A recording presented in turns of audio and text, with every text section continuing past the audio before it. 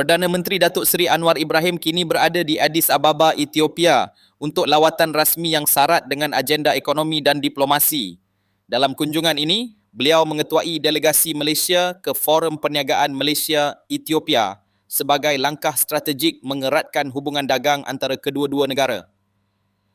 Selepas majlis sambutan rasmi di Istana Negara Ethiopia, Anwar akan menghadap Perdana Menteri Dr. Abiy Ahmed dan kedua pemimpin dijangka menandatangani beberapa MOU penting meliputi pelaburan, kesihatan, pelancongan dan kerjasama bandar raya antara Kuala Lumpur dan Addis Ababa.